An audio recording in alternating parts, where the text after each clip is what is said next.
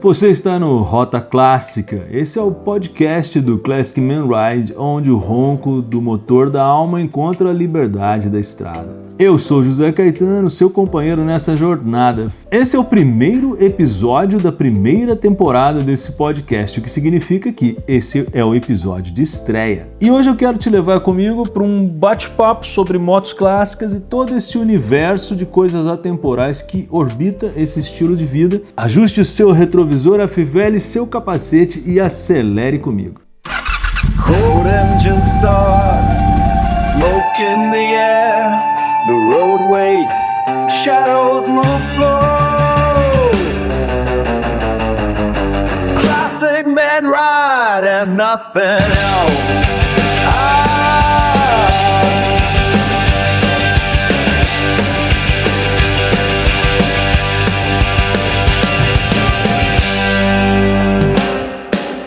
No primeiro episódio desse podcast eu quero falar do último artigo que eu escrevi no site classicmanride.com.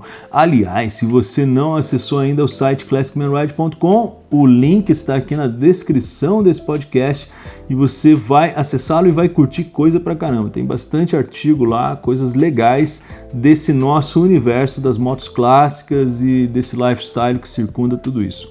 Mas vamos então à análise desse artigo ponto a ponto, acessando aqui o site do Classic Man Ride, e tá aqui: motos clássicas modernas e seu simbolismo.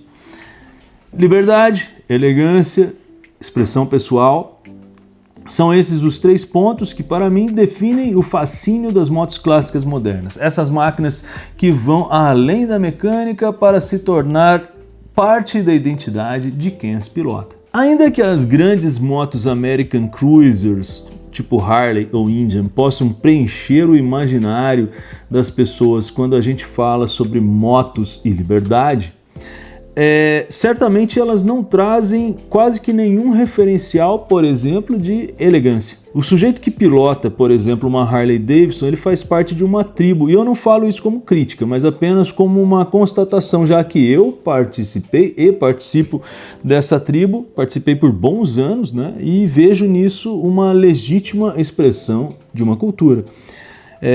Contudo, depois de ter feito a experiência de trocar minha moto por uma Bonneville, eu acabei me conscientizando de algo que eu já via na Europa, onde eu trabalhei e vivi, mas que eu ainda não tinha ligado os pontos. Clássicas modernas, a gente tem que definir isso. Primeiro vamos definir de que tipo de moto estamos falando, para depois a gente então dar continuidade a esse bate-papo.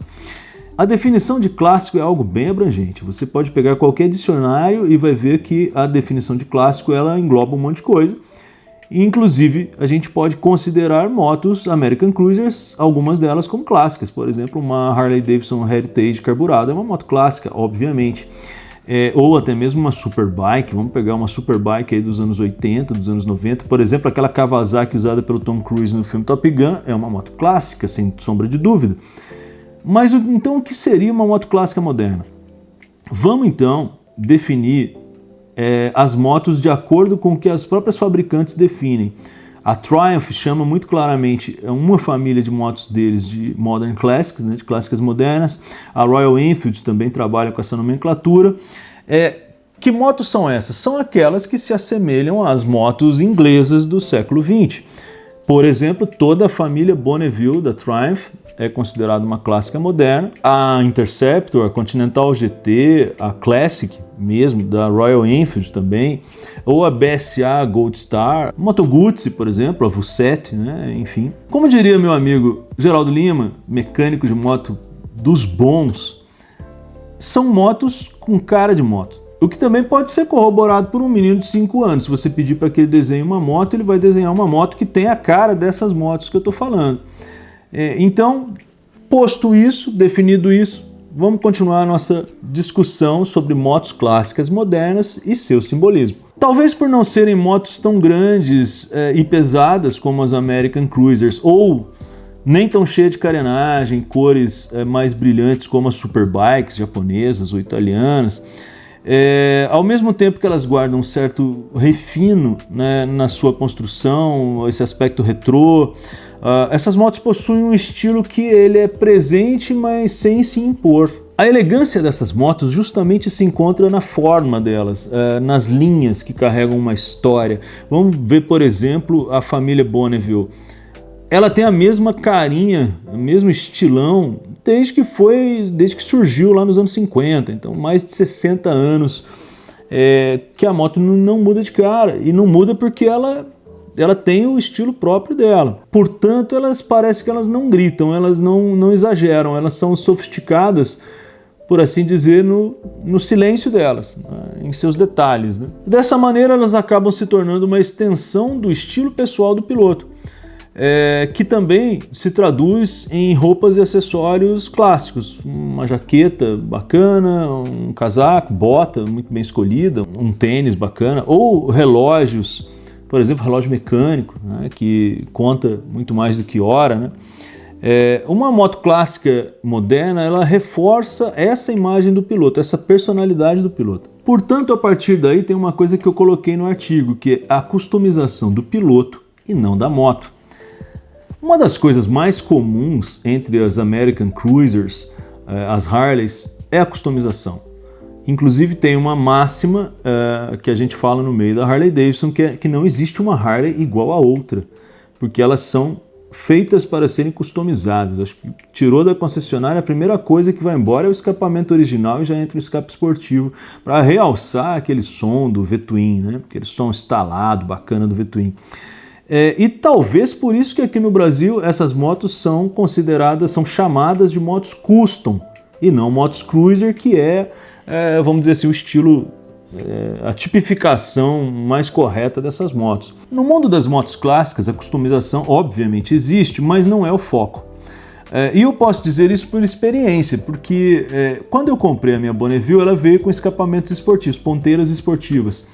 E eu resolvi trocá-las e voltar às ponteiras originais. E fiz um vídeo sobre isso para o outro canal, para o Portal Gasolina. E 99,98% dos comentários no vídeo manifestaram a preferência justamente pelo escapamento original. Então é uma coisa meio que diferente. Se fosse no mundo das Harleys, imediatamente o escapamento original seria menosprezado por aqueles que curtem essas motos, porque parece um som de Kombi velha, né? Enfim, eu tive 3 Harley Davidson e eu sei o que é isso. Nas motos clássicas modernas, é o piloto que se customiza, porque você não precisa mais, vamos dizer assim, ter aquela jaqueta da marca da moto para você andar. Isso parece que não...